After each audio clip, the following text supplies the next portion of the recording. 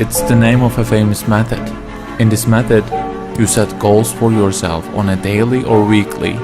You start to put cross to the days on which you have reached your goal. You make a chain with these crosses and you don't give up. You don't break that chain. But we have a problem.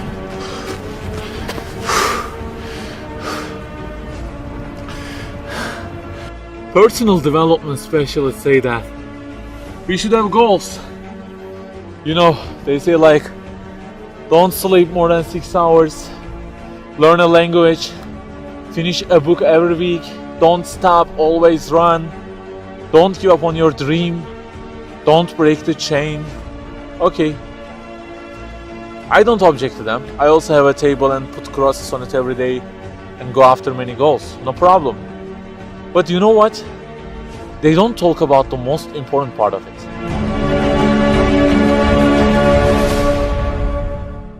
Let me give you a simple mathematical example.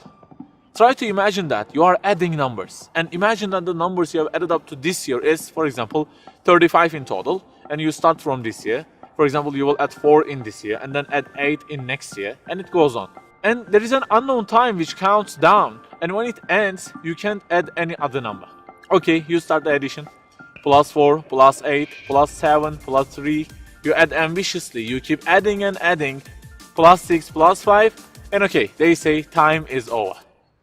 Then you realize that you have added the numbers into a giant parenthesis, and there is a zero multiplication at the end of it. It wipes out all the numbers you have added all those years, and the result becomes 0.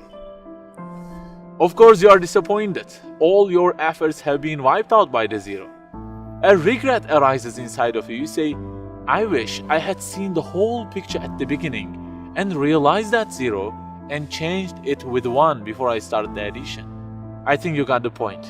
Okay, guys, you may have goals for this year and afterwards. Learning a language, finishing a book every week, increasing your monthly income to $15,000, not sleeping more than 6 hours, etc. But for what? For what do we set goals exactly? Why don't we break the chain? If it is just for a more comfortable or a more respectable life, remember that all this will already be 0 with death. The death will wipe out all of them. The person who knows English will be equal with the one who doesn't know. The one who earns more will be equal with the one who earns less. The one who can reach his goals will be equal with the one who can't. So, if at the end of it, the death will 0 everything, so what is the meaning of adding more numbers with an ambition? It just increases the degree of the disappointment that you will feel. So the logical thing is seeing the whole picture at the beginning. In this life journey, which will end in an unknown time, my first job must be to prevent death from being 0. Well, can I really prevent death from being 0? I mean, since everything will leave my hands and will be lost, is there any other way that would transform them into something eternal? I mean, isn't there any kind of stamp for eternity that would impress all of the things that I possess and say, look, there is a seal on them and you can't wipe them out, okay? They will remain forever. The only one to say such a thing is the owner of the everything. And he says, كُلُّ شَيْءٍ هَالِكٌ. Everything, the languages you learn, the money you earn, the books you read, everything will be perished, إِلَّا وَجْهًا, except their way towards Him. So the creator of our life says, if your intention is towards Allah, if the thing you do is for His acceptance, it won't disappear, it will be transformed into eternity in paradise. So learning a language, finishing a book every week, being rich, everything, if they are towards Him and for His sake, eternity stamp being pressed on them.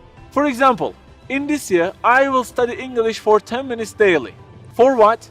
Because serving Islam in the field of English is so important and I want to gain acceptance of my Lord with it. That 0 has turned into 1. This year, I will finish a book every week. Why? Because this is the way of being a more sophisticated person and serving Islam better, and Allah who is eternal will be pleased with it. Good news, that 0 has turned into 1 because now His acceptance is your intention. I aim increasing the income of my company to $150,000. For what? Because I will spend that money on spreading the message of the Quran to the whole world and the publications that would please Him. you have exterminated the zero because now your goal is towards him. We add and add like this through our lives, and they don't end with death. People who seek Allah's sake in their actions kill their death. Death cannot zero their additions. If the thing we do is for his acceptance, it is not mortal. You may say, I don't really love him that much, and maybe I don't really believe in him that much either. So how can I do everything for his sake? I don't even know who he is. My brother or sister, that's the problem. You don't even know who he is. And actually, it is our first job in this life, recognizing him. That's the first step. The more you recognize him, the more you love him. And the more you love him, the more you seek his sake in your actions. So learn about him. Who made you? What does he want? Why does he give you such a billion things in each day? Read, find out.